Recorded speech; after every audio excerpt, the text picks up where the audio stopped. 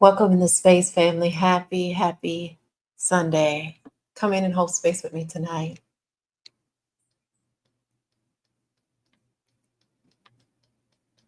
Come in and say hello as y'all get in the building. We're going to unpack some beautiful things tonight. Topic tonight, he heard my cry. Get my music going.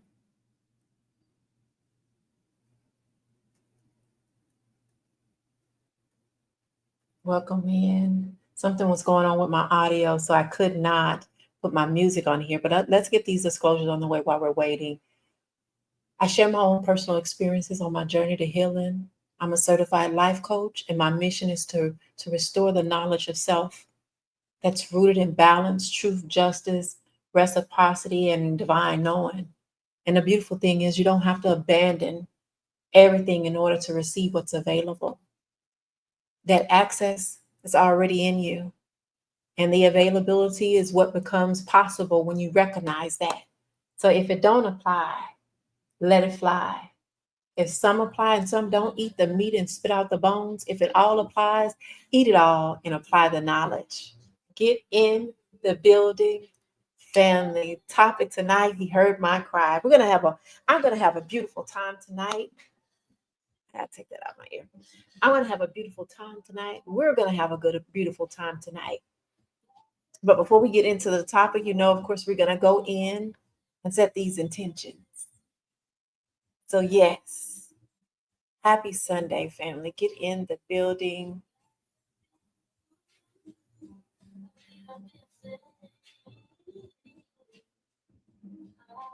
So let's take these intentions. We're going to take a deep breath as we go on a journey of unfolding.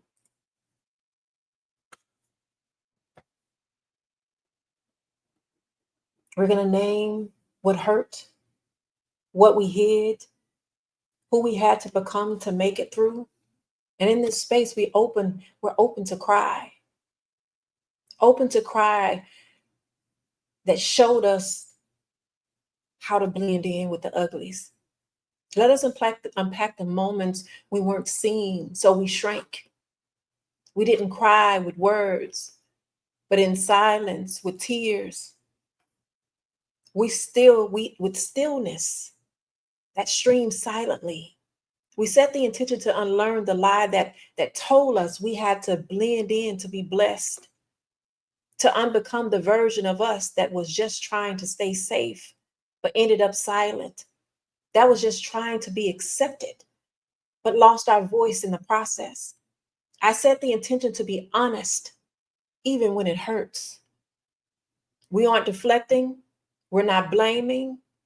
It's just about being still, even when the flesh wants to run. Tonight, we set the intention to be curious about what's hiding beneath. To say, I don't want to blend in with the broke me anymore. To say, my cry needs healing. So I say, what shows up for me, starts with me. What rises in you starts with you. And may it move through us like the truth. And as I stand in agreement with that, I say, and so it is. Hey, Miss LaShawn, welcome in. Welcome in. We're gonna have we got a beautiful topic tonight. He heard my cry. So I got a question for you. What are you crying about? What are you crying for? Let's hashtag that. What are you crying for?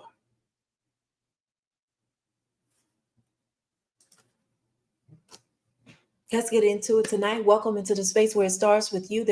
Where there's no shame, blame, or judgment. How we hold ourselves and one another accountable. Last time we unpacked the topic of blending in with the uglies, where it told your nervous system to whisper. Don't stand out. Don't speak up. Don't shine too bright. And we survived in silence. But tonight we're not surviving. We're surrendering. We're surrendering to the internal cry. I know that's a new word for us. So we're unpacking that topic. He heard my cry. And tonight I want to expand on something real personal. And if you pay attention, you can eat too. Something that's been sitting with me ever since Rue and I was conversing about this topic the other day. We were expanding. And I don't really remember exactly how the conversation got started per se. But somehow we got on the topic of crying. What does it mean to cry? Let me give it to you the way that you know it today. Cry means to shed tears of expression of pain, of emotion. But you know, here only starts with you. We don't do surface level. We expand. We go beyond.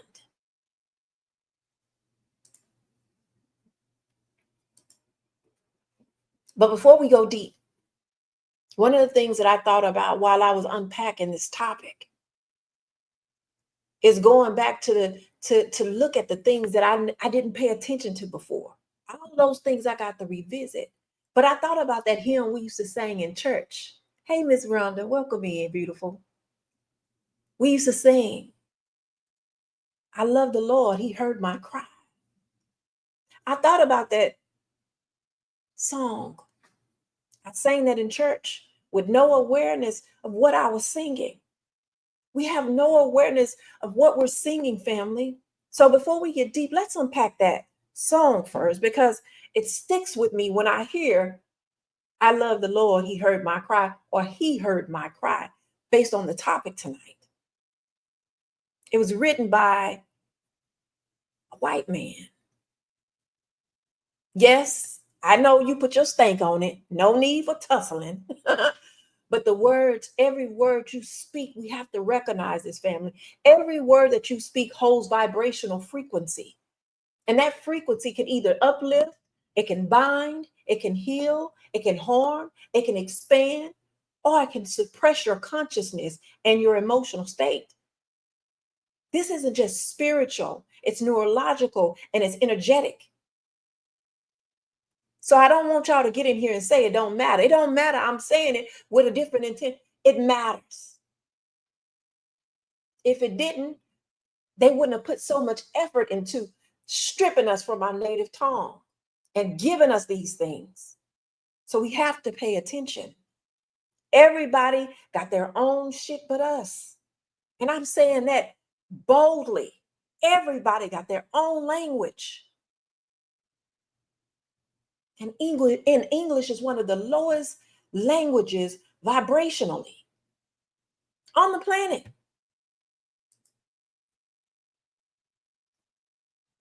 So they strip you from your powerful native tongue because they understand, hey, Ms. Raven, welcome in. They strip you from your native tongue because they understand that you have the power of life and death in this tongue. And we don't understand what we're singing. And we won't take the time out to revisit and go back and look at this stuff. And I'm going to be honest with you. I don't know how y'all still trusting these people just based on, they're starting to retract some of these things that they're saying now that God told them years ago to say. God told me to tell you this. These bad practices, they're now retracting those. Especially the ones that speak on collecting tithes and offerings in your first fruit. They're going back and changing that to add a little stank on it and say, I told you wrong that time, but this time I'm telling you the right way.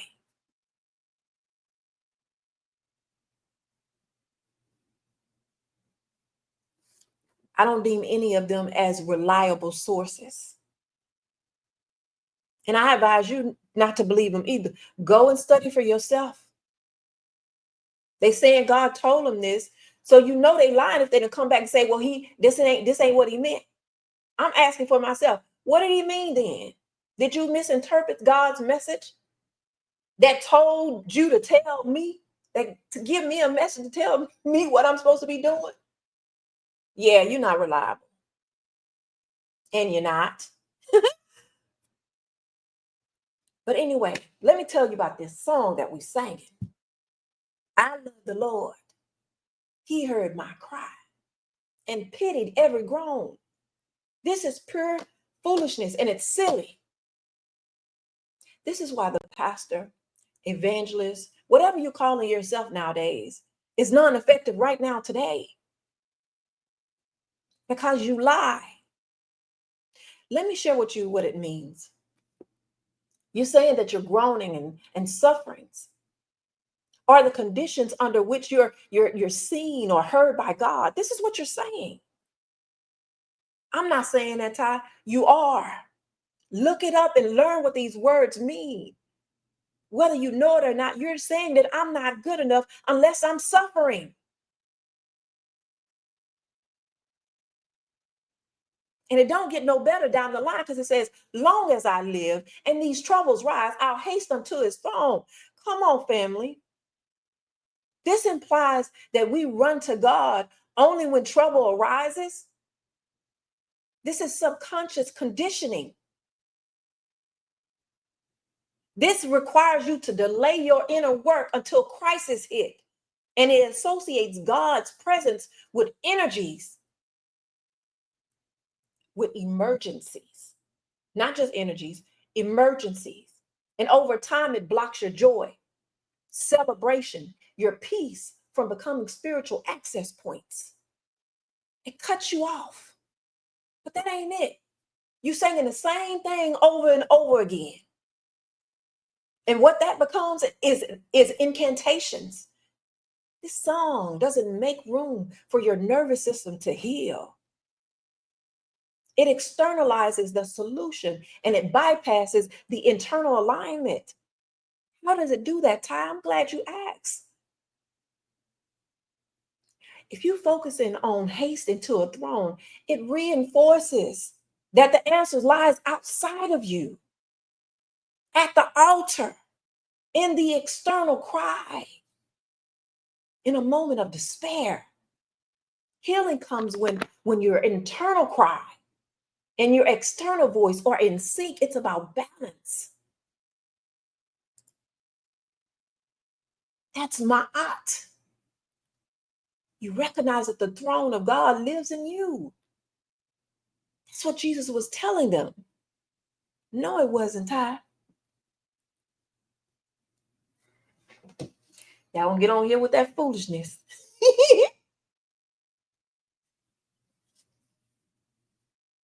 It does. Let me show you. When the Pharisees were heckling Jesus, because that's what they was doing, they asked him, when will the kingdom of God come? He said, the kingdom of God cometh not with observation. Neither shall they say, lo here, lo there. For behold, the kingdom of God is within you. And we're expanding on that tonight. And we're going to reinforce that over and over again. Just like y'all doing with those incantations. I give myself permission. I give myself permission. So as Rue and I was conversing about this crying, he asked me, you know how babies have different cries for different things, right? One of those things was the baby will cry when they're hungry. It's a certain cry that they give off when they're hungry. There's another one when they're hurt. And if you ever raised a baby or even was around one long enough, you can tell the difference on what the cry is. You know, the cry when they want milk. I need to go to sleep. You know, when the baby's sleepy. Or the one that stops a parent cold. The something when something deeper is wrong. That cry. And as we kept talking, something hit me. Not about my babies crying, but about me. Rue asked me a question that unlocked a memory about a story my mama told me. I shared it with him. And I don't think I ever shared this story with him before because it occurred to me that he was in disbelief about it. So I know when I tell these stories to him, I tell him every time I tell him a story, ask him if you think I'm lying. I tell it like it's my very first time. I have that much passion about my experience and what I'm going through. So when I come on here and tell y'all something, just fake like you ain't never heard it because it's intention behind it. So I told him how my mama used to pinch and bite me to make me cry. And he paused for a second, not because he thought I was lying, because he knows I'm not a liar, but because who would do that to a baby? So we curious now. We want to see what what Catherine got to say about this. So we called her curiously. We was like, Mom, I got questions. We got on the phone on three-way, and he was explaining to her that he was doing research for his psychoanalytics course, and it was about babies crying. And he mentioned how I shared this experience with him about the pinching and the biting. And he asked her directly. And without hesitation, she said, Nisha, and that's what my mama called me. She called me Nisha. Nisha never cried. She was such a happy baby. I had to pinch her. I had to bite her just to make her cry so that I could comfort her afterwards. We both said, wow. Because the comfort part, I never knew. I had no awareness that she was doing it for herself, that she was getting something out of this. After they got finished expanding, she apologized. She said, I'm so sorry. And that stuck with me. While I was unpacking this topic, it cracked something open in me. And I believe it can break through for you. Let me explain something.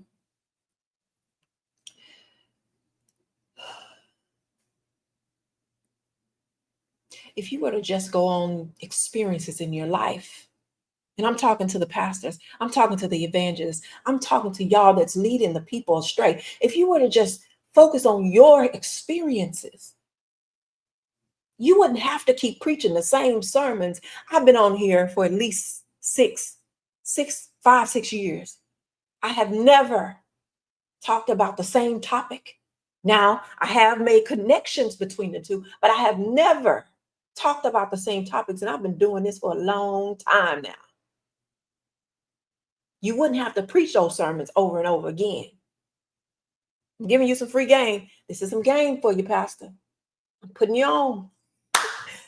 But in my unpacking at the time, I didn't know what it was. And Rue and I kept conversing about, like going through it. And this thing runs deep and deeper than I could have ever imagined. So I started doing my research because I decided for me in my self-healing on my journey of getting my shit together. But now I can recognize what it looks like. That my mama's crying out internally. She was crying out internally for something too. And I didn't know that. So that's what we're going to be expanding on tonight. Welcome in, family. Happy, today is Sunday.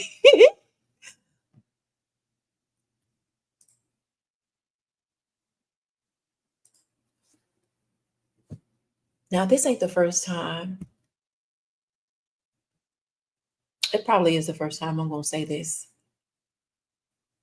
And I'm saying to myself, she used my external cry to meet a need she never voiced. So I'm asking myself now, what is the internal thing that showed up in her? But that's still external, Miss Ty. So let me ask myself, How is it showing up in me? And I had a hard time with it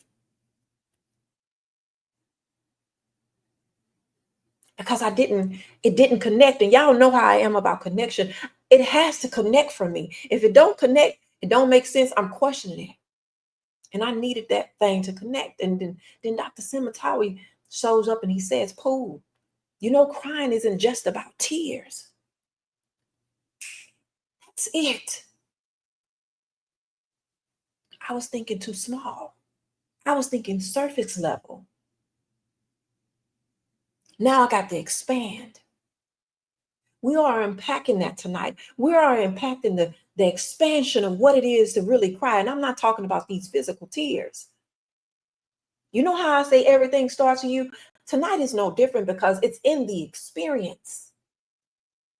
So my mama, she calls pain just to have a reason to give love.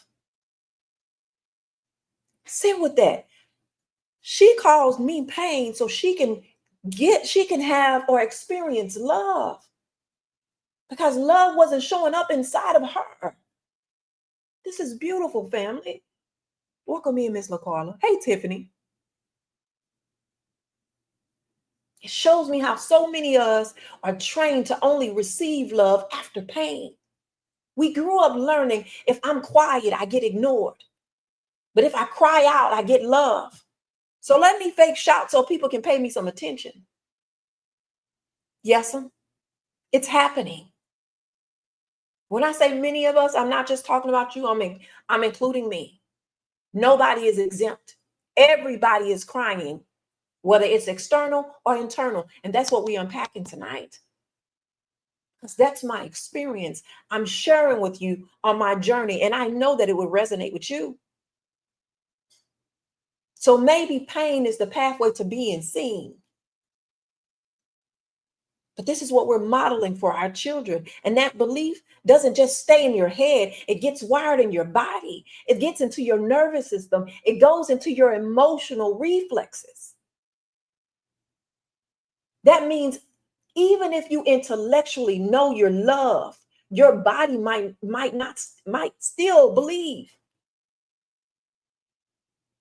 I have to be in pain to be visible. I have to struggle for someone to show up. That sounds familiar. Just unpack. I love the Lord. He heard my cry. Just unpack that. It's the same thing. If I'm peaceful, I'll be abandoned. So how does that show up today? It shows up as a tool in the white supremacy system to get you to self-sabotage your relationships, to stir up arguments, to feel seen, to have you withdraw love to see if they'll chase you. You pray, but you don't know how to receive. Why is that, Ty? Because your nervous system thinks distress equals connection, that pain equals presence, that chaos equals bonding. You don't consciously see it. It lies beneath the things, but your body is still fighting for the same comfort it only learned to receive after pain. But when you're given those one-liners, like the heart is deceptive above all things and desperately wicked, who can know it? When you're given one line, it's like trust in the Lord with all your heart and lean not on your own understanding. When you're given that wait up on the Lord shall renew their strength. Do not be anxious about anything, but in everything present present your request to God. When you're given all things work together for the good. When you're given those things out of context, it's a weapon to shut people down emotionally. And instead of helping you understand what your internal cry is saying. If you don't understand that you'll end up disconnecting from your body, you suppress that grief and that trauma. And you're just waiting for a breakthrough that never comes because you're not in alignment. Those beliefs show up in your relationships, in your friendships, how you talk to yourself, in your prayer life. And here you are thinking your prayers are not getting answered. I was the biggest believer of I'm doing all this praying, I'm living right, I'm doing what I'm supposed to do, I'm paying what I'm supposed to pay, and my prayers are not being answered. And here you are thinking your prayers are falling on deaf ears, and unbeknownst to you, they aren't.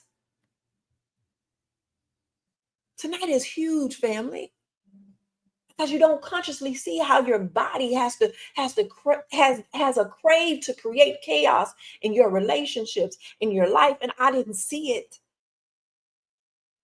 because we've been wired to feel like fighting feels like I'm connected to somebody. Oh, he loved me because he beat me up. We unpacking that. At time when a woman would say that, let me change that. When I was physically abused, I associated that pain with connection. He must have loved me to do that.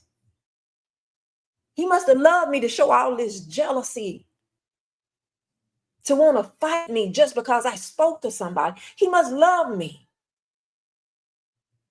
Family, you teach people how to treat you. And I'm not talking about just physically. It's bigger than that. You teach them how to treat you energetically. How is that tied? Hey, Micey, you remember that radio that I've unpacked so many times on tie-in? How you have to tune into the station to get what you're manifesting? Back in the day, we had those boom boxes. Those of you that know. You had to turn it just right to get that 99.7 or whatever that radio, 97.9, I forget. You have to tune in just right to get it right on the right frequency so you could hear it clear. That's what I'm talking about. That's the same. It's the same thing. You're always broadcasting, even without words, even when you don't say nothing. That's why people always say, I've always heard the gurus say, silence is speaking too, even without words. If your internal cry says, I'm not worthy, you will accept disrespect. And I'm not telling you what I believe, I'm telling you what I know.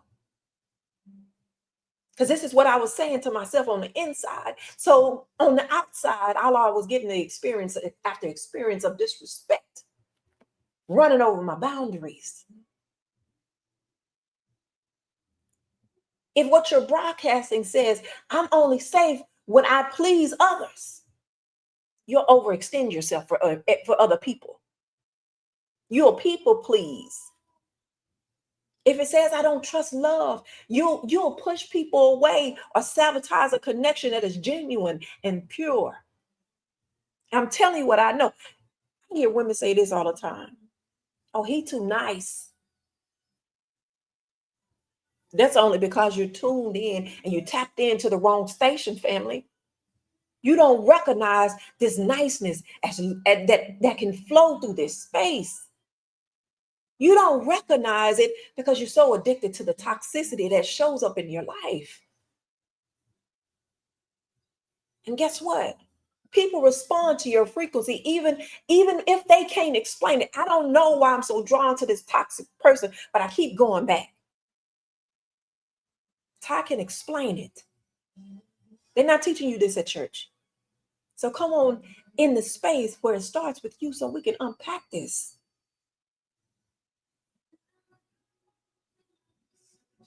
This is universal law. For every action, there is a reaction. Your energy has a volume that speaks louder than your words. This is why I would never let nobody pray for me. I don't want you laying your hands on me. Because your mouth says one thing, but your energy says another. And I don't want that in my biofield. Family, y'all need to stop it. And I'm jamming over here. Keep them prayers to yourself. I don't need your hands laid on me. Don't bring that olive oil over here. Cook with it. Cook with that olive oil. Because it ain't serving no purpose anyway. Keep it pushing. I know how to heal me. And that ain't no belief. I just did it. And I got the medical records to prove it. And my doctor don't know how I did it, but I do. I'm the co-creator of this story. I'm the author of my story. You can't say that you want peace if your energy says, I'm used to the chaos. Because that's what's gonna find you. Y'all think it's hard? Do you think it's hard as a Christian?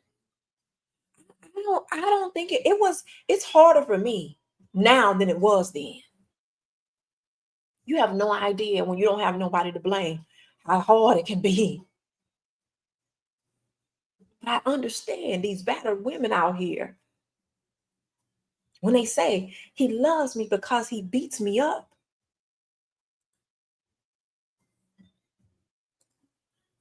Because inside of her, let me change that. Inside of me is the energy that said I wasn't good enough. It says that I'm not worthy. But one thing that's beautiful, family, when the student is ready, the teacher will appear. And I know that the truth. And we have a lifetime of practicing at being in resonance with all of this low vibrational energy.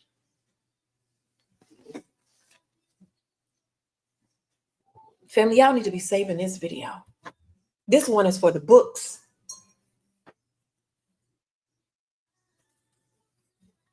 Watermelon. I juiced my watermelon, so I'm drinking watermelon juice. I say watermelon water, not juice. When we finish unpacking this thing tonight, I'm gonna archive it myself because I'm gonna go back and each time I'm gonna learn something from it.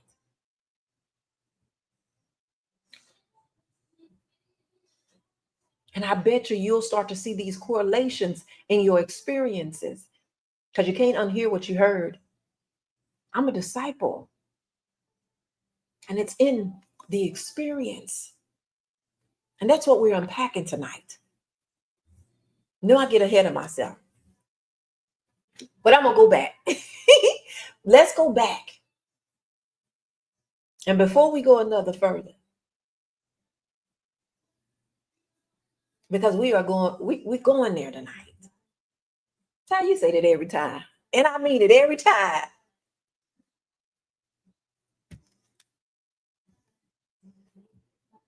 I'm going to start from the beginning. Topic tonight, family.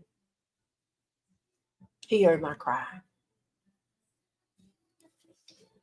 The beautiful thing or the craziest thing is there's more than that cry that we was taught. I know we was taught the cry, well, I got to demonstrate tears. There's got to be physical tears. They got to be a pouring out that happens. There's more than just that. And I'm going to hold up this circle. Inside of these circles are the things that you know, things that you think you know. Just inside this circle. But outside of this circle are all the things that we don't know. And tonight we're tapping into that space that of infinite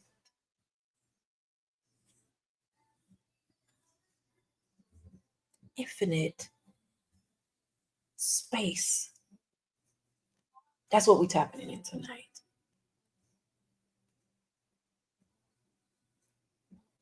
It's more than what we say in the church. It's more than what comes out of your mouth. But before we get in, you know how I do. Let's gain understanding. Because I never want to go off and leave anybody. So what does crying look like? Because if it's not physical, Ty, what does it look like beyond physical, metaphysical? What does it really mean to cry? The origin of this starts before we start saying, Our Father who art in heaven. Before English made it soft, the word cry didn't just mean to shed a tear, it meant to shout, to wail, to cry out in public so loud that it shook heaven. In the Hebrew Bible, specifically in Psalms 40:1, David says he heard my cry. But the word used there came from the word shati. I'm giving it to you out of your text. And that word doesn't mean a soft prayer. It means urgency. It means anguish. It means desperate emotional need. It means an internal need. And this is why it's so important. And I stress, this is why this is my favorite part of the segment. Is that when we go back to the origins, we can see where these words came from and how they switched them. They were switched for a reason. And that same word is used in Exodus 2:23. When the Israelites cried out from slavery, they said, this ain't freedom. This ain't life. This ain't life. God, help us. And in the Hebrew culture, that kind of cry wasn't about emotion. It was a spiritual signal. It was a SOS energetic signal. I'm sending out this signal to the cosmos. I'm sending out this signal to the source that said something in my soul, something in me is broken, something is not right. Something in my spirit needs to be rescued. So when scripture says he heard my cry, Shabante, it means God didn't just hear what you said. He felt you. He felt what you couldn't say in your energy. He moved on the vibration of your suffering. I love it over here. I do. I love me. Because one thing about Ty, and it starts with you. We're looking in here. And that brings me to our history. The cry was about sending out vibration. It wasn't about weakness. It was that energetic call, a signal to the divine force that something had become misaligned. It was done to disrupt that spiritual stagnation. It was done to disrupt you saying, I'm just going to stay here and wait. It was done to disrupt what was showing up in you on this third dimension. So let me say it this way. The divine, the source, the oneness, God, Buddha, Muhammad, whatever you want to call it, it receives your frequency of imbalance and responds to restore the harmony in it. The cry is about recalibration. But the thing is, the energy is gonna show up where you are energetically.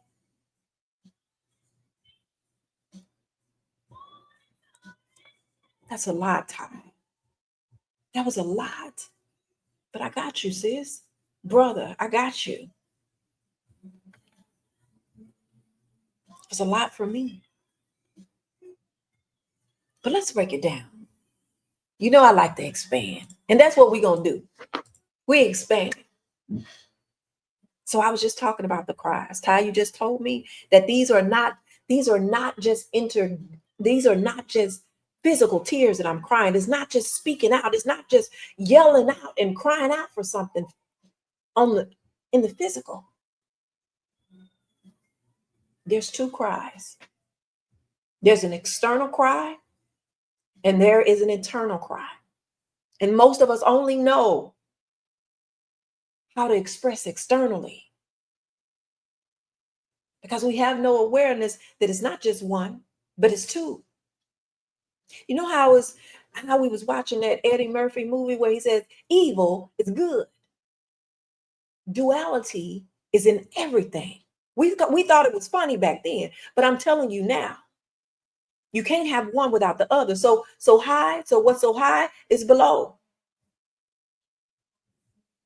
And the external cry is a visible vocal expression of pain.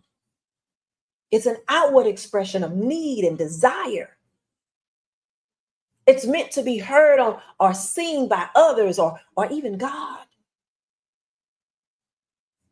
It can be performative based on your fear, based on your survival. It's based on those unmet needs. Let me say it where you can understand all things corner. It says, look at me. God, do you hear me? Someone fix this. That's what it looks like externally to cry. And we're going to expand more as we unpack this thing tonight. But the internal cry, the deep, unspoken, emotional, and spiritual signal, the truth your soul is crying for, the thing that's never been touched, never been tampered with. Even if your mouth says nothing, it holds your core beliefs, it stores your trauma and your emotional frequency. But in there, it also says, I feel forgotten. I'm not safe unless I'm in pain. Will anyone love me for real? And I understand that. And I can resonate with that because I understand my whole life I've been crying out for safety. One thing that I kept coming on here saying, I just want to feel safe. I got to feel safe. And as I'm on my journey, I'm discovering I find safety within me. I'm responsible for that. And in that, I'm recognizing that there's a difference of what you're crying out for and what you're crying about. Oh, say that again, Ty. Them Dr. Cemetery words, but I love it so much. It's okay when you're copying the right cat. Let me explain that to you. There's a difference of what you're crying out for and what you're crying about. Them parents, I ain't never got no whoopings like that, but I used to hear y'all stories about, I'm gonna give you something to cry for. What you cry out for externally is a mirror of what's screaming inside of you internally for years. And most of the time, it's since your childhood. And oftentimes you don't have words to explain it. This is why it's so important to know what happened to you. Healing isn't just about speaking out, it's about listening in. And I have to do the work. I'm doing the work. So I ask, what truth am I scared to say aloud? What wound have I stopped tending because I thought no one would care? What do I actually need to say to myself right now? What do I need to say? These are questions that you ask yourself so you can learn you. And whatever it is, your healing lies within it. Because if I can't hear me, family, if you can't hear yourself, how do you expect to hear anyone else? How are you leading someone? That's a beautiful question. Let me think about that. How are you leading somebody when you can't hear yourself? You can't even put it in words of how it shows up in your life. How are you leading somebody when you're the blind leading the blind? I get it.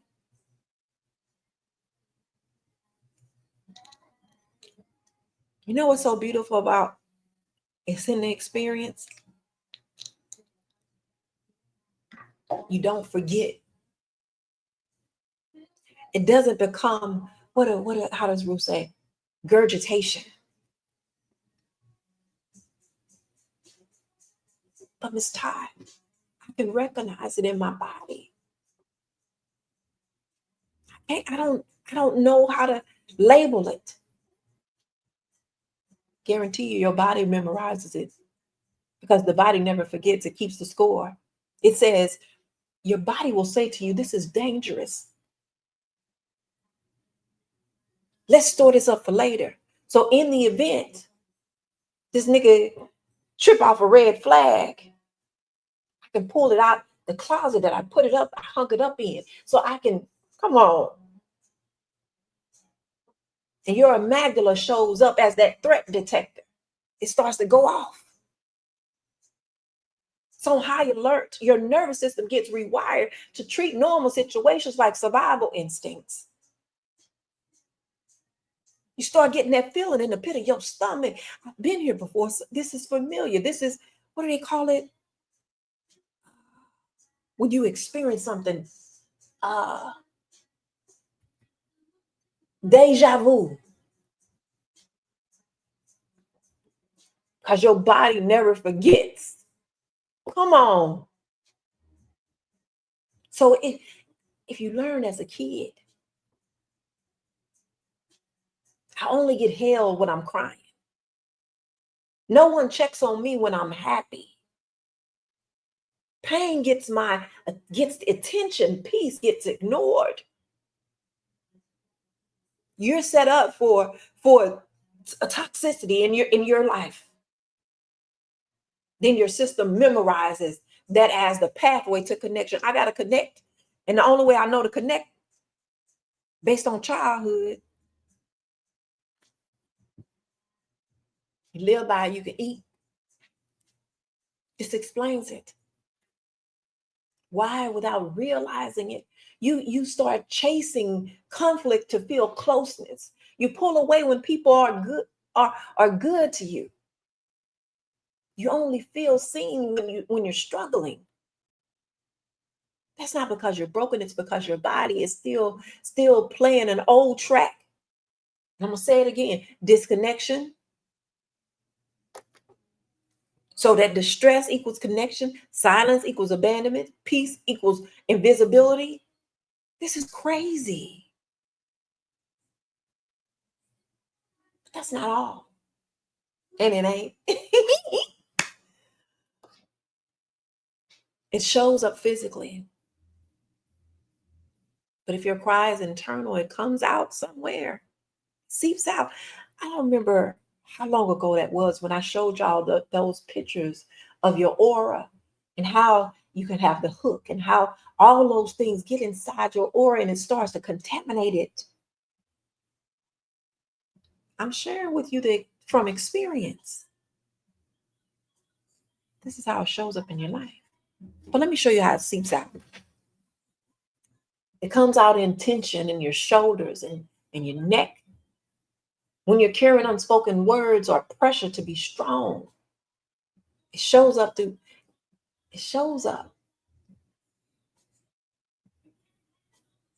your life through tightness in your chest and shortness of breath. I see right now we don't even know how to breathe properly. It's like you're holding your breath, waiting to be heard so you don't hear nothing anybody else has to say. You're just waiting for them to stop talking so you can start. That's what it looks like. You have these gut issues, stomach pains. You're tired all the time. And if it ain't one thing, it's another. These are the things that we're saying. I'm so tired. And I know what that's like because at one time I was so tired. I just wanted to go to sleep and never wake up. Because my system was on constant guard, trying to keep me safe from all this invisible danger that I seen out there.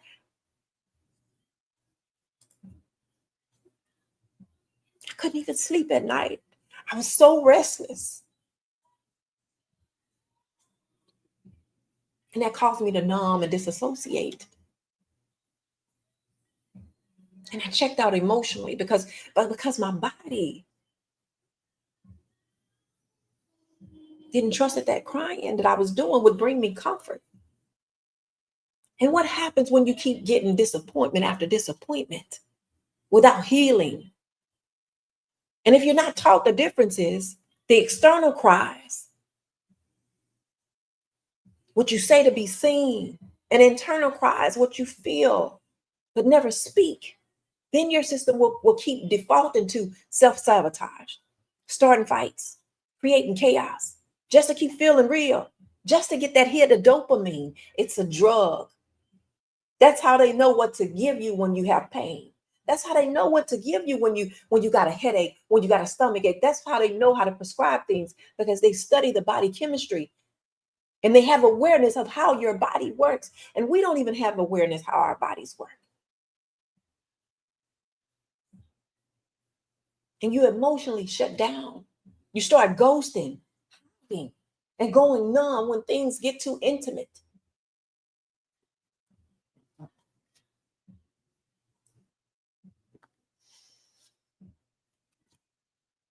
You repeat those toxic cycles just to feel the pain, just so you can feel, I'm gonna say, alive, only for the purpose of that statement, so that you can relive the comfort you never got. This is why the Israelites had so much trauma. Ty, you don't know they had trauma. Yes, I do. I know it based on their experience, is on what the biblical text told me. Because it says the Israelites groaned in their slavery and they cried out. And their cry for help went up to God. And they weren't crying out but just because they were slaves. They were crying because they had been suffering in silence for generations. 400 years of oppression. You can't tell me. 4 years of prayers that seem unanswered.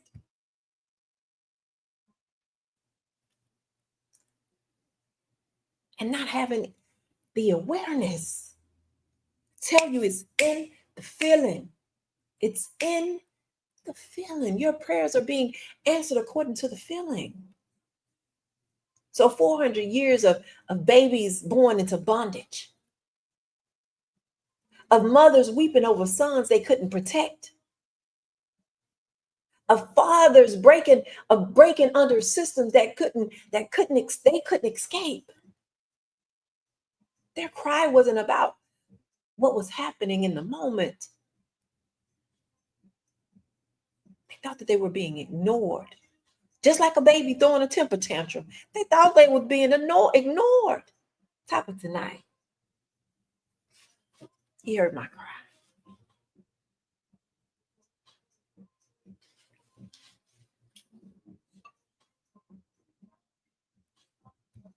But their bodies, generation after generation, held on to that trauma. Because it don't just disappear. It gets stored in your DNA. And that's what God knew according to the text. They did the old switcheroo and turned it external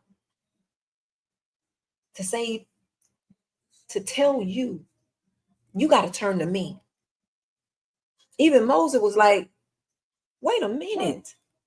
He went to him and he said, you sent me to help these people, but things keep getting worse. So what's up? What you doing? Come on here, Ty. I love how you break that down.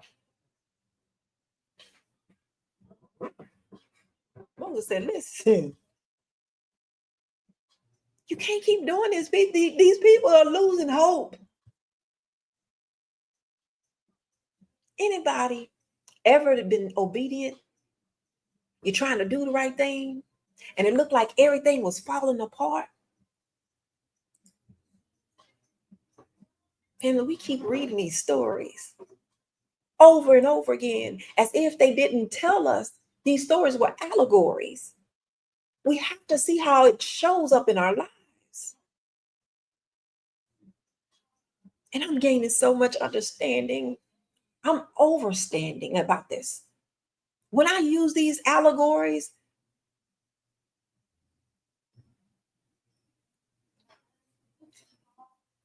let me say this.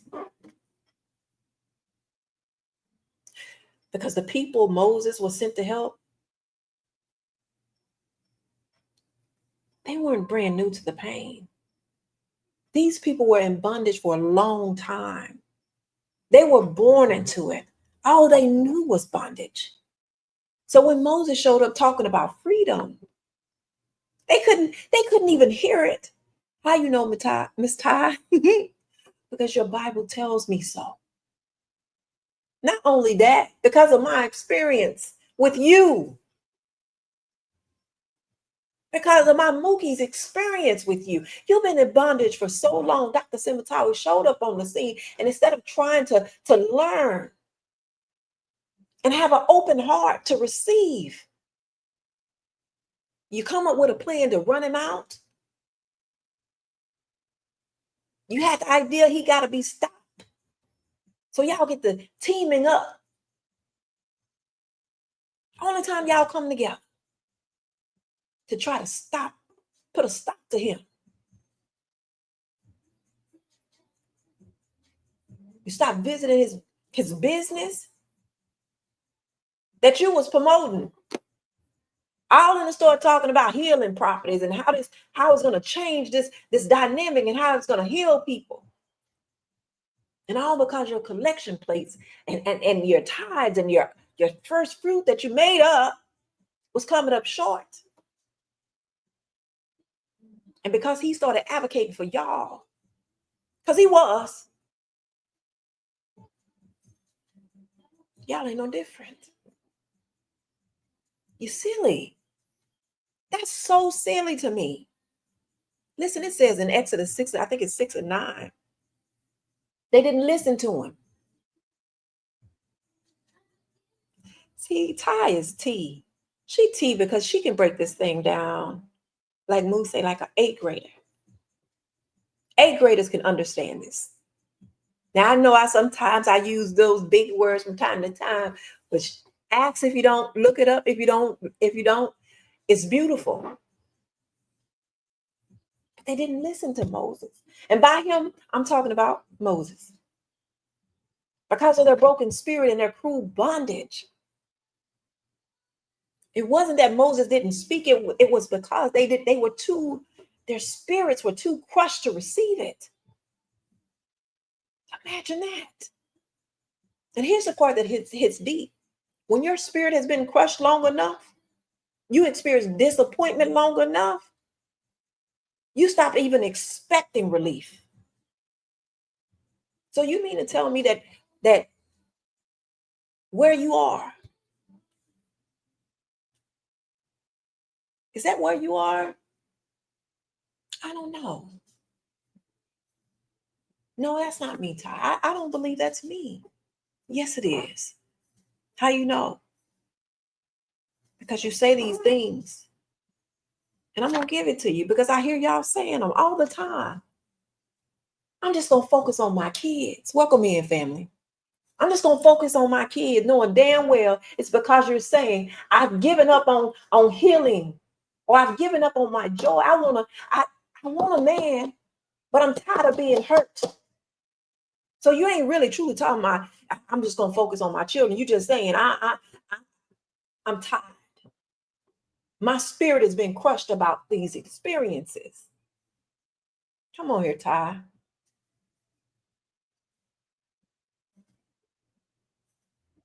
But Ty, I need a list. Because that was good. I told y'all don't want to save this video so you can refer back to it. Because this is how it's going to show up in your life. I got you. Number 2. God gives his toughest soldiers. How he's got to say? God gives the toughest battles to his strongest soldiers. Translation. I don't know how to stop suffering, so I'll spiritualize it. Because I don't know what's showing up in me.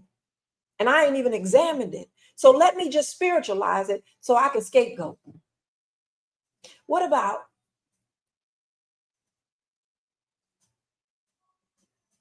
it is what it is? You know what that's saying? I've accepted whatever this pain is as a permanent, even though I'm accepting it because it feels like it's permanent.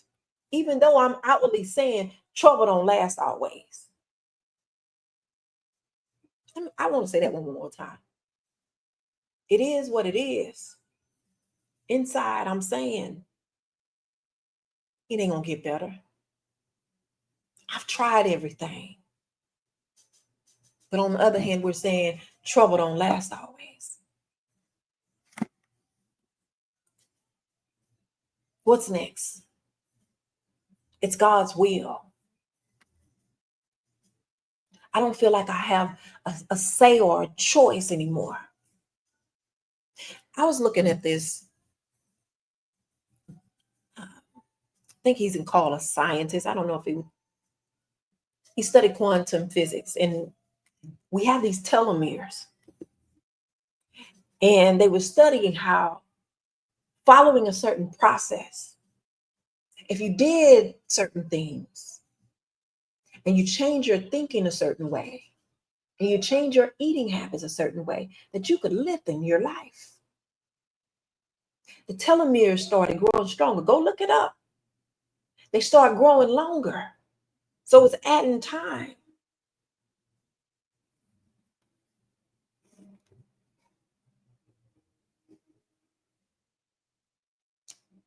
That changes the whole narrative that you don't have a choice. But when you were saying you did,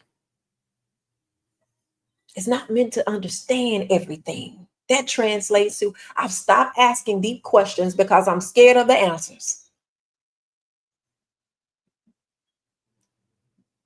What happened to with all things gain understanding? With all thy getting, get understanding. What happened to that? What about just pray for me? Translation, I don't feel safe saying how bad it really is. I always used to ask people, like, you get on there and say, pray for me, but you don't tell nobody what we're praying for. That's dangerous. Look, that's devil work. And that's only because you don't feel safe saying how bad it really is. You build a life that looks strong, but underneath you're just surviving. And that trauma shows up in how we love. When you spent your whole life in cruel conditions, you don't recognize when help walks in. You might even push it away. But Ty, how do you know they felt ignored? I forgot I even said that. Let's be clear. Because I know how y'all like to tussle. I'm not saying these things as if they literally happened. I'm saying these as allegory, a parable. And a parable just means a story. But let's expand on how this can serve as a blueprint. Those parables can serve as a blueprint that can help you heal. They gave us the puzzle pieces. They just took away the duality, the internal piece. And I have to go through, I have yet to go through any experience that I haven't been able to look at how these things and these allegories can help gain wisdom yet. And these are just based on what is showing up like in my life. There's nothing new under the sun. And we keep looking outside to solve it. The truth is, you got to look within.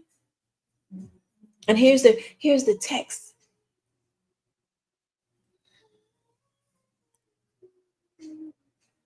Here's what it says.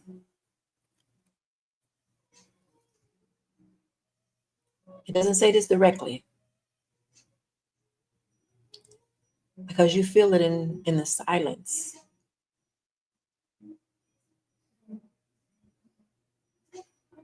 They waited so long to cry out. And I'm talking about internally.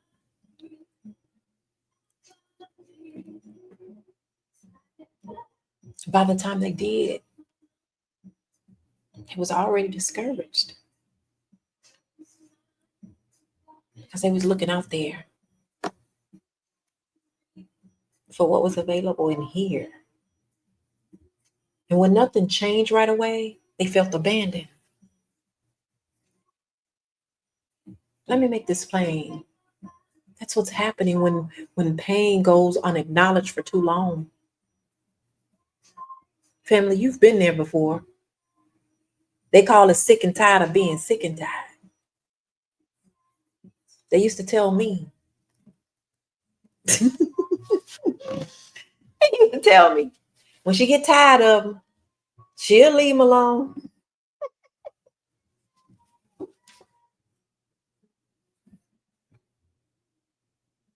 When she gets sick and tired, or when he gets sick and tired.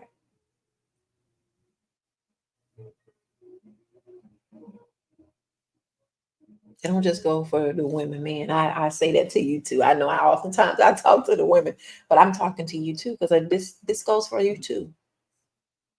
But those people stop crying out.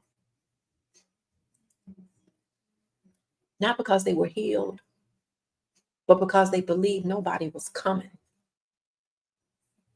Because you believe he or she will change and not even understand. This is why you have to be a wife before your husband finds you. That's what it means. You have to be energetic in alignment, but they don't explain that to you. They just give you that. Was it Ruth?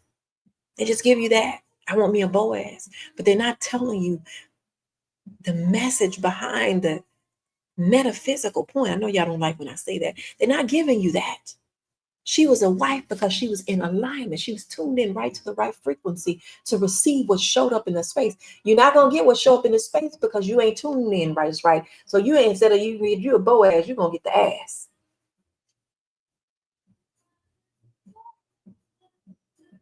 This is energetic. So you have to work on you first. And you will never find it looking outside. The system knew this.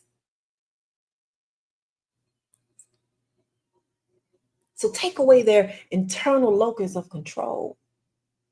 Take away them wanting to explore their internal cry. Take away it starts with you. And just give them the one side of it. Just give them the external. Give them the goat. But that's not what we do over here where it starts with you. The goal is self-evaluation, self-accountability. My brand is about self-accountability. But the system, it internalizes abandonment. And it shows up in what happens after you're free. It remembers after Rodney. Let me share this with y'all. How these things can have chokeholds in your life. I wasn't going to even say this, but I got myself, but I'm going to share it. I'm going to share it anyway. I remember after Rodney, some kid's daddy had passed away. He was gone. I was still conducting my life as if somehow he would show back up. Nobody could pick my kids up from school. I had I had me, my mama, and Cassandra were the only three people that could pick my kids up. They weren't allowed to go anywhere but with me. Because I had to control everything. And for the longest time, when my mama would go out of town, they couldn't even go with her unless I was there. It took me years to get that together. And a few years ago, Destiny was riding a car. Ruin Destiny was talking. And he was asking her about going somewhere. I don't know what started the conversation, but he's asking her about going somewhere. And she's very vocal and verbal about the things that show up for her. So she vocalized how she didn't like to go out because I kept them in the house all the time. She wasn't lying. because I did. But my feelings got hurt and I cried because here I was thinking I'm protecting my children because not someone, their daddy, tried to take them from me, from something external.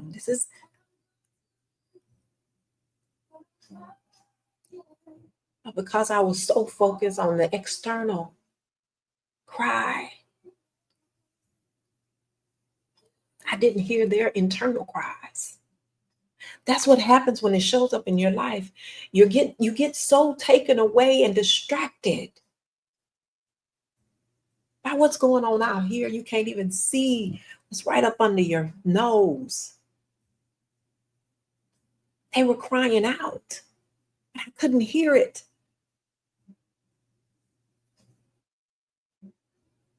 She didn't understand what I had been through to try to keep them safe. And when I got little Rodney back, this baby had bite marks on his back, on his stomach.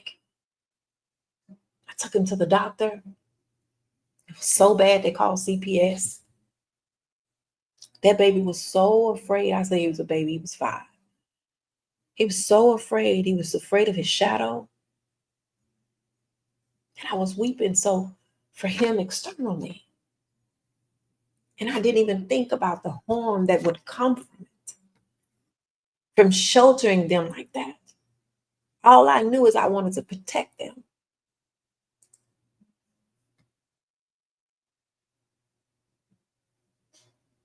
Family, what we externally cry out for is what we internally cry about. This is why it's important not to waste your tears. But let me give you some examples of how it shows up in your life. When you say, God, fix my relationship, you're crying out for, I want to feel chosen.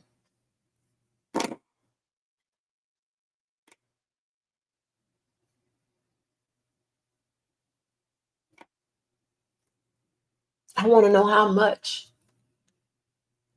somebody loves me. I want to know I'm not too much to love.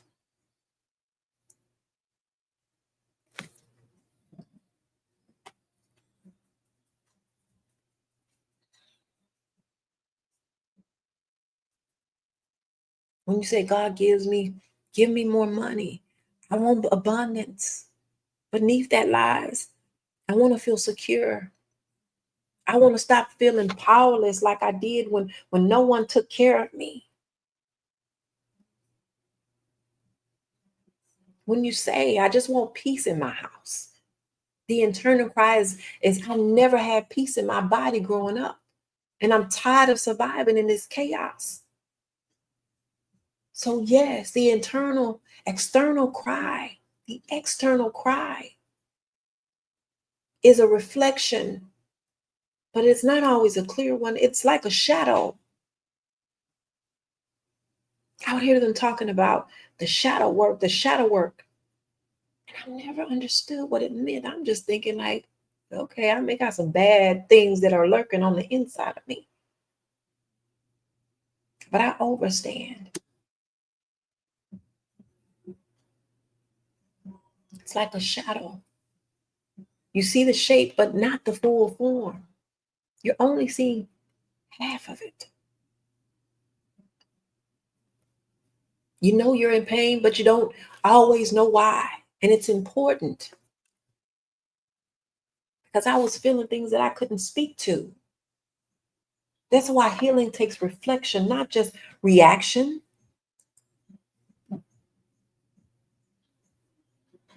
And we have to make the distinction between internal and external crying. Why is that important, Ty? Because it's the internal that does the manifesting. And that energy is what draws things to you. And this is so hard to say. I know they tell you opposites attract. Lies. You attract your likeness. And nothing that happened to me was an accident. And you're no exception. Now you can go on and scapegoat and make excuses for yourself. But I told you we're getting rid of the whole goat. My experiences, your experiences has led you to this very moment. Because when I was a child, when you were a child, we thought as children. But when you become an adult, you throw away those childish things. And it's time. It's time to throw away those childish things. It's time. This is what Jesus was explaining when he said, if I be lifted up from earth, I will draw all men unto me. And we're thinking a physical man being lifted up. We got to exalt. And that is not what it means. It means an elevation of consciousness. And we try to make Christ be his last name. It's not. This is operating in your Christ. That's your goal. The greatest version of yourself. When the divine self rises above fear and shame and ego, you will naturally draw love and joy and others. Actually, others, they say her energy is contagious. You can draw others into that same healing frequency. I don't know how many times I get, Ty, your laugh is so contagious. That's that energy, family. But here's the tension. Before you could elevate, your nervous system was being shaped before you knew words like faith or healing. Your body was learning what's going to get me some love. What makes me safe? So if I only got attention, or you only got attention when you was hurting, you learned to cry out in chaos. If you was getting ignored when you was happy, you're going to start sabotaging that joy because that's not what feels home to you. Environment is everything. If you get punished for having needs, you learn to shut down. This is why elevation isn't just spiritual, it's somatic. Somatic just means body. I'm talking about experience. That's what somatic means. Body experience. Your body remembers what your mouth can't say. And whether you know it or not, you're always transmitting. You're tuned into something, always. They tell you, God sees all. You see all. Either the internal alignment of healing or the external cry of survival. It's sending out low vibrations that keep calling and calling it pain. Saying to the universe, am I worthy? You're asking that. Am I even worthy? Am I good enough? Not even that. I'm not good enough. I don't believe I deserve love. That external cry is only going to treat the symptoms. It's the internal cry that the gateway to your healing. It's saying, someone please come and fix this pain.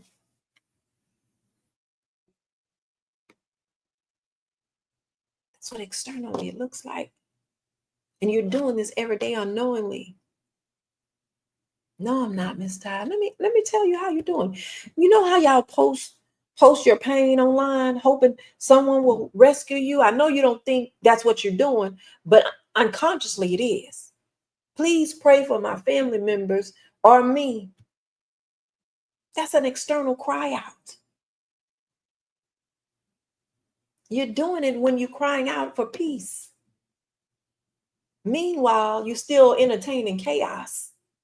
I'm learning that on my job. Stop entertaining chaos. And I didn't even recognize that I was doing it.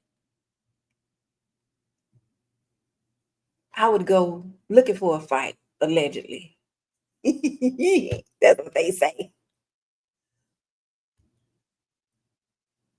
And the crazy thing is, I wasn't getting anything out of it. Frequency out of, frequency all low, messing up my mood.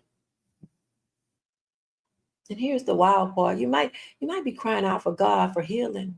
But if you're internally crying, saying, I hate myself, if that internal cry says I'm broken, if that internal cry says I'm a sinner, I was born into sin, I don't know why he blesses me, but because I don't deserve it,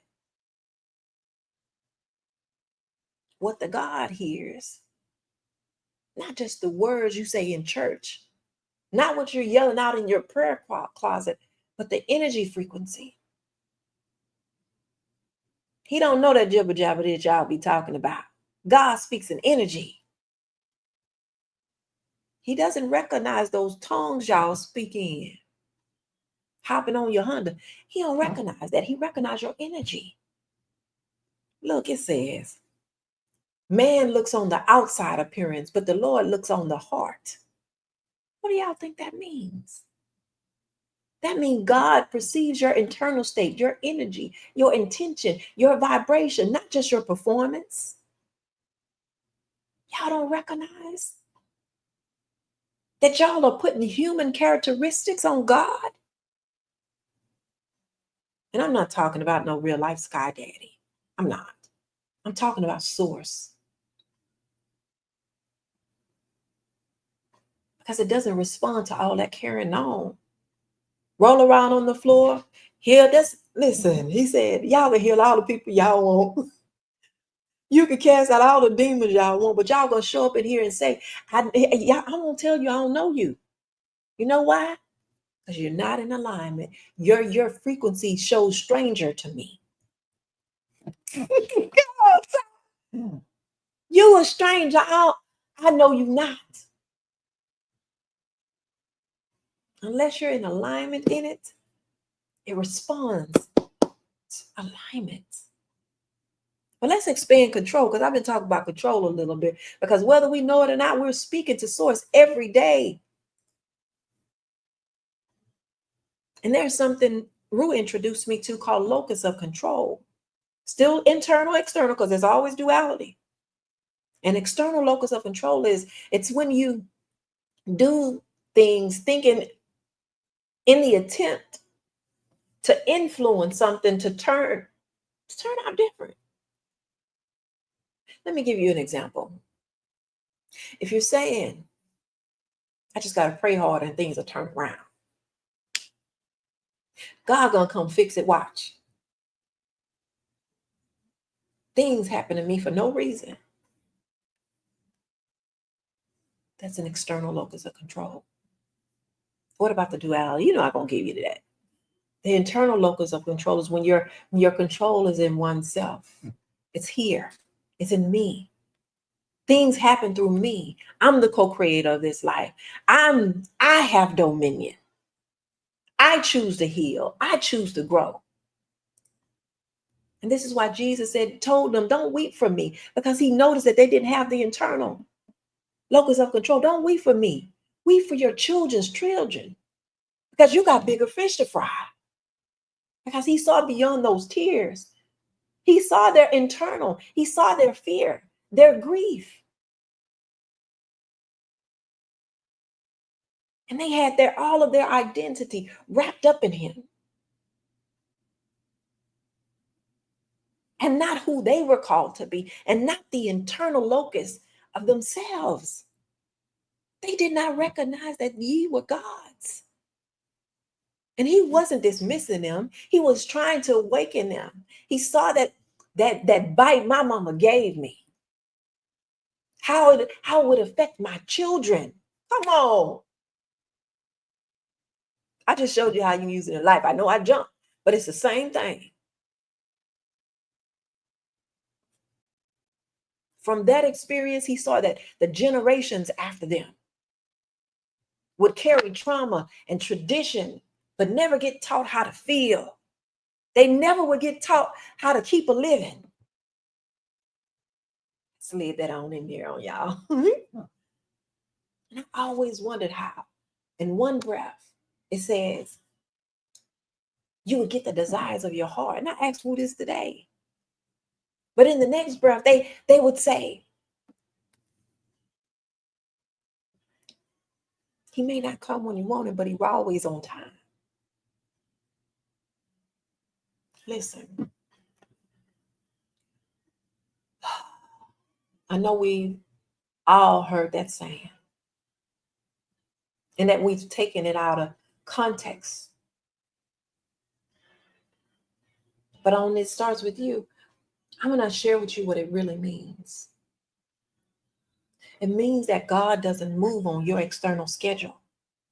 He moves on your internal alignment. When your soul is saying yes, that's when it moves. That was a song too. That was a song. Yes to your will. Yes to your way. Yes, Lord. I will trust you and obey. When your spirit speaks to me, with my whole heart, I'll agree. And my answer will be yes. Y'all playing. When your eternal cry says, I'm ready to know I'm worthy, that's when the shift will start.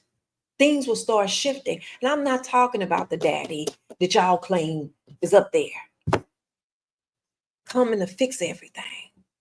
I'm talking about it starts with you. Just like the allegory was telling you. But they yet not understood. This is why our prayers are not being answered in alignment with the highest frequency. They're being answered all right, but they're being answered low vibrationally.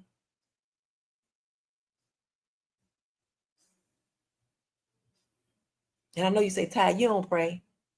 And I do. Yes, I pray. I don't pray because I follow religion. I pray because I understand that consciousness shapes reality.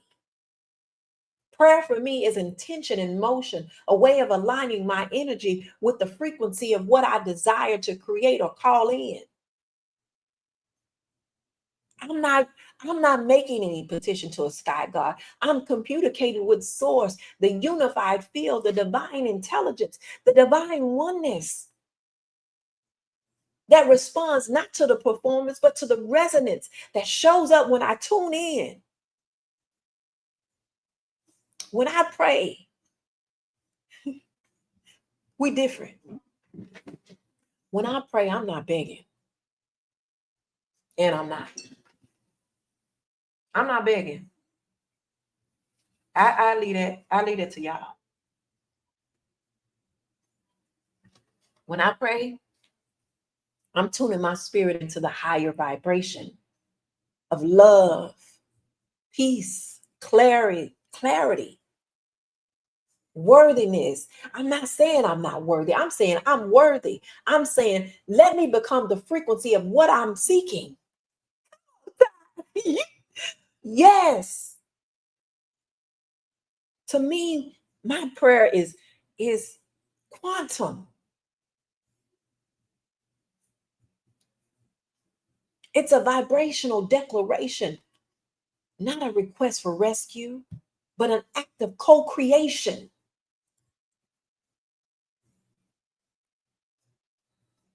Tonight, I wasn't just talking to you, I was talking to me. It's about recognizing who you are, God, and waking up to the fact that your healing doesn't just live in your mouth, it lives in your mirror. You're looking at the man in the mirror and you're asking him to change his ways. You're asking her to change his ways. The topic tonight was, he heard my cry. But I'm going to ask you, Which one? You singing it? Which one?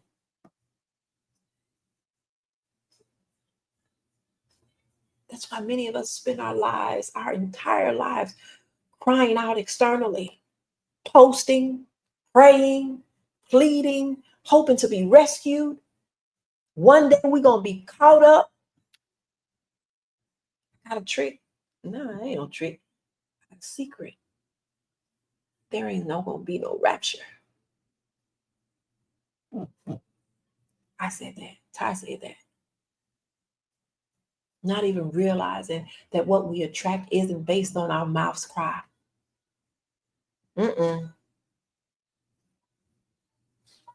It's not based on how you yell out all those words that you made up. Don't shoot the messenger. It tells you in the text. It's based on your soul's frequency. Your external cry treats the symptom. Your internal reveals the root, and you will know the tree by the root it bears. Not the root, the fruit. The fruit it bears. And I can say root too. You know the trees by root, because if you have poor root system, the tree ain't gonna bear no good fruit anyway. And it won't. And whether we realize it or not, your life keeps reflecting back what's still crying out within you. It's gonna keep showing up. You think I'm just gonna focus on my kids? I promise you're still gonna get another opportunity. You're still gonna get it. It's gonna show up in something else.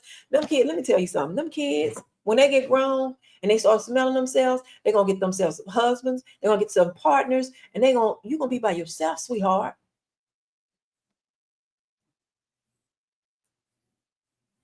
So I'm gonna ask y'all a real question before I get out of here tonight. What are you crying about? And what are you crying for? Do you even know the difference? If you don't, go back in and replay it from the beginning. Because when your internal cry says, I'm not safe, I'm not enough, I'm not worthy of peace, you'll keep manifesting pain. You'll keep manifesting conflict and chaos. And it ain't because you're broken. Because I used to think that I'm broken.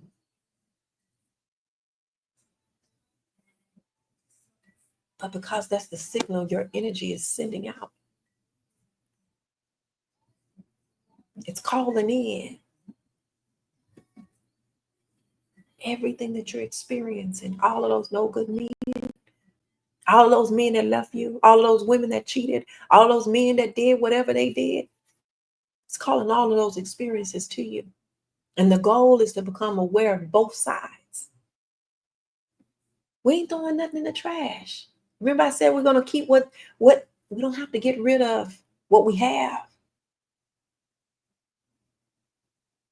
So we're going to keep both sides, because you can't have one without the other. Because if you do, you're not going to be in my heart. You're not going to be in balance. And the external cry, what you say to be seen, and the internal cry is what you feel but haven't healed. Oh, I like this. I like that. I'm gonna say it again. What you say to be seen is the external cry, and what you feel but haven't healed is the internal cry. And until those two align, you'll stay stuck in that loop, repeating the same cycle over and over again.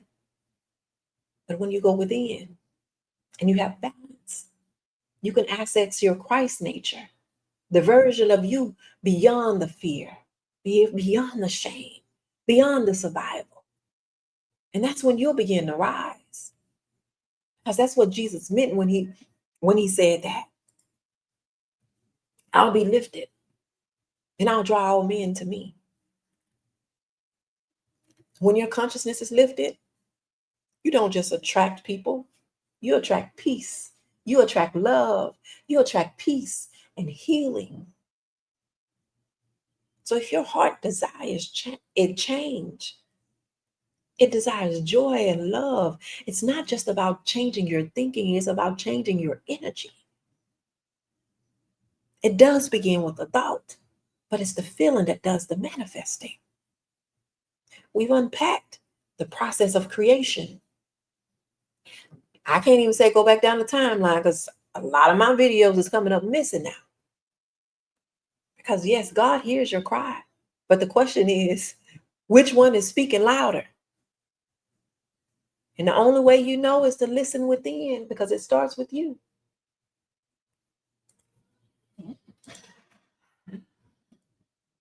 That's going to be it for me. I've been on here. I did it before 2 hours. But family, this is the work. This is the mission of It Starts With You. Accountability, intention, and healing on purpose. If you're ready to be supported in your journey, openly, honestly, transparently, if you're ready to restore what's been lost in you, this is your invitation. Look, the doors of the church is open. This is your invitation in all seriousness. You don't have to do it alone. So go on my site. If you want to book a session, you can go on my site. It starts with you.co. Book you a session. The consultation is free. But let's return to truth. You are the structure. You are the healing. You are the starting point. You are a part of the divine oneness. I'm going to give you a quote. Your life doesn't respond to your words that you say out loud. It responds to the energy you whisper within. Happy Sela Sunday. Good night, family.